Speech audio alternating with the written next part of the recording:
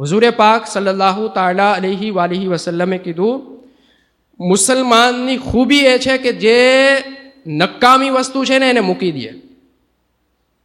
Min હુસ્ની ઇસ્લામિલ મરઈ તરકુહુ માલા યાની, જે કામની નથી, જે ફાયદાની વસ્તુઓ નથી, એના ઉપર મુસલમાન જાતો જ નથી.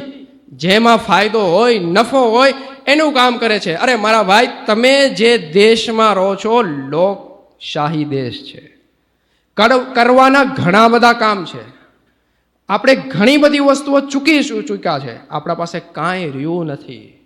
આપણે લોકશાહી દેશમાં પોતાને સાબિત રાખવા માટે થઈને ઘણી બધી જરૂરત હતી, ન કરી શક્યા. આંખ ખોલો જરા, લોકો કઈ દિશામાં મથે છે, કઈ દિશા તરફ જઈ રહ્યા છે, અને કેવી કેવી કામગીરી સાથે લોકો ઉપર હાવી થઈ જાય છે કે આજ તમે પોતે તમારા મનનું કામ નથી કરી શકતા. લોકશાહી દેશના અંદર એજ્યુકેશન સૌથી ઉપયોગી જરૂરત હોય છે.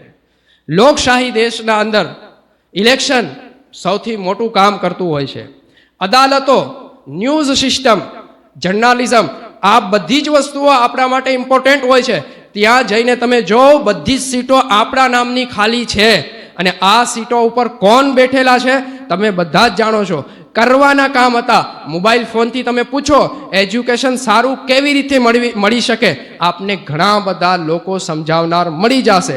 તમે પૂછો ઇલેક્શનના અંદર કેવી રીતના આપણે કામ કરવું જોઈએ, નહીં ઇલેક્શનના અંદર હું કામ નથી કરી શકતો, ઇલેક્શન મારે લડવું છે તો એના પહેલાં મારે શું કરવું જોઈશે, મોબાઈલ તમને બતાડશે. પહેલાં પબ્લિકના અંદર સાબિત કર કે હું કામ કરવાની એબિલિટી રાખું છું, હું કામ કરી શકું છું. પબ્લિકના જે પ્રશ્નો હોય છે, પ્રજાની જે પરેશાનીઓ હોય છે, એને સોલ્યુશન કરવાની મારા અંદર હિંમત છે. હું સાવ પૈસા ખાવાવાળો વ્યક્તિ નથી, એક ઈમાનવાળો ઈમાનદાર વ્યક્તિ છું. ઇન્સાફ સાથે કામ કરી શકું છું. અને પછી તમારો ચહેરો માર્કેટમાં આવે તો લોકો તમારા ઉપર ભરોસો કરે. અદાલતના અંદર જો જજની બેન્ચો લઈ લ્યો, વકીલની લઈ લ્યો, બરાબર, અને પછી કેદખાનાની તસવીર લઈ લ્યો. એક અદાલત, જજની ખુરશી ઉપર આપણે નથી, વકીલોની ટીમ, જે નામના મુસલમાન હોય છે, જેમ કે નામના આપણે છે, નામના મુસલમાન વકીલ હોય છે, પણ એને ધાર્મિકતા કોઈ પણ જાતની તમને એના અંદર ધાર્મિકતા ના મળે એવા અમુક હોય છે, જેને કાયદેસર મઝહબી દર્દ હોય છે, અને જે મઝલુમોની મદદ કરવાનું લોકોને શીખાડતા અને શીખતા હોય છે, મદદ કરતા પણ હોય છે. આવા લોકો અમુક મળી તો જાય છે, પણ આ જગ્યા પણ ખાલી છે, અને કેદ મુસલમાનોથી ભરાયેલી છે.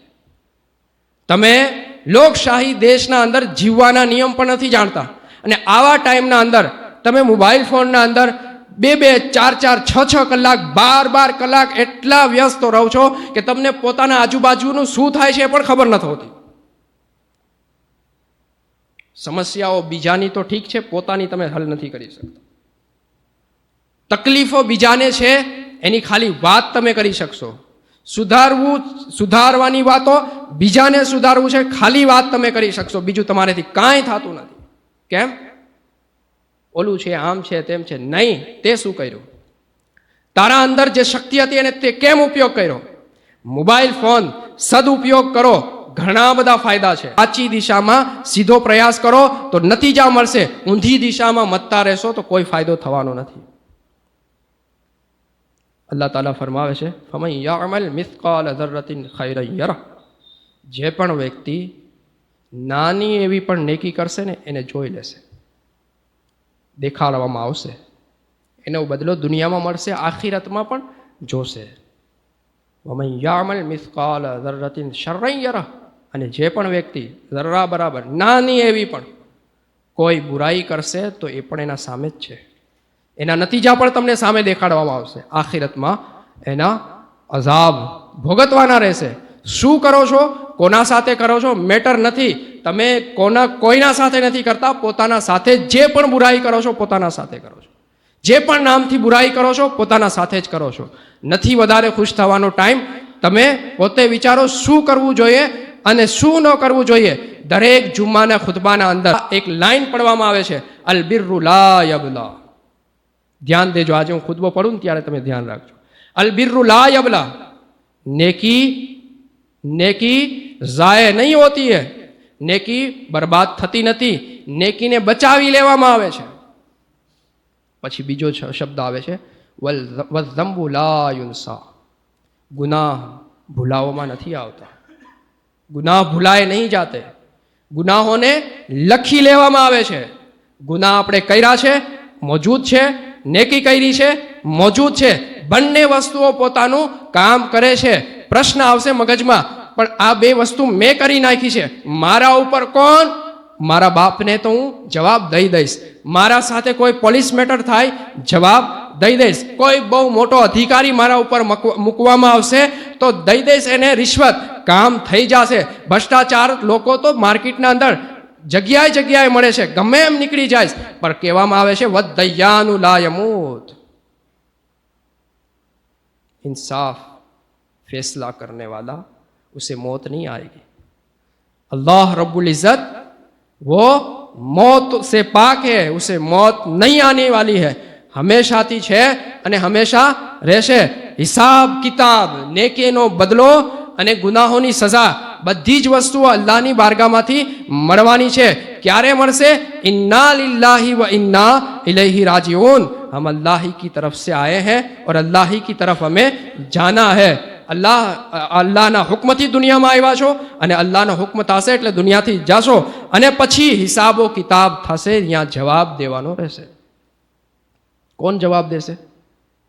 સાક્ષી, સબૂત, દલીલો, હુજ્જત, આ બધી દુનિયાના અંદર છે, અહીંયા સિસ્ટમ અલગ છે.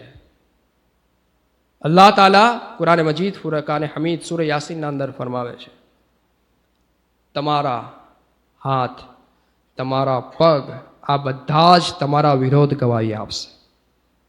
જરૂર પડશે અને ગવાહીની, નેકોકારને તો શું જરૂર છે, એના માટે તો હિસાબ કિતાબ ક્યાં, બે હિસાબ. પણ તમારા વિરોધ જ્યારે જરૂર પડશે, હાથ પગ, તમારા અંદર જે આઝા છે ને ખુદ પોતે તમારા વિરોધ સાક્ષી બનશે. અલ્લાહ કહે છે તમારું મોઢું બંધ, તમારા હોઠ જબાન નહીં હલે, તમારા હાથ અને પગ સાબિતી પુરાવશે કે તમે શું શું કર્યું. વિચાર કરો, હવે સમય, હાલાત, વાતાવરણ, સિસ્ટમ જે પણ છે, કાંઈ ગુના નથી કરતા, કોઈ મઝલૂમ વિરોધ કામ તો નથી કરતા ને, તમારા કારણે કોઈનું નુકસાન તો નથી પહોંચતું ને. ભલે તમે ગુના નથી કરતા, હરામ કામ નથી કરતા, 5 ટાઈમની પરફેક્ટ નમાઝ પઢો છો, વાજિબાત પર સુન્નતો પર અમલ કરો છો, સુન્નત મુતાબિક જીવન જીવો છો, પણ કોઈ એવું કાર્ય તો નથી કરવાના ને જેના કારણે બીજાને નુકસાન પહોંચે, કોઈના ઉપર અતિ વધારે જુલ્મ થઈ જાય, કોઈના ઉપર અત્યાચાર થઈ જાય, તમારા કારણે કોઈ ભ્રષ્ટાચારી માર્કેટમાં અંદર આવે, એવું પણ થવું ન જોઈએ. તમારા ઉપર ખુદા અને રસૂલનો હુક્મ કામ કરે છે અને તમે મુસલમાન છો, તમારે વિચારવું જ પડશે, વિચારવું જ પડશે. નહીં વિચારો તો કામ નહીં હાલે. મોબાઈલનો સદુપયોગ કરો, દુરુપયોગથી બચો. સદુપયોગ કરશો તો કામ આવશે, દુરુપયોગ કરશો તો બરબાદ થઈ જશો.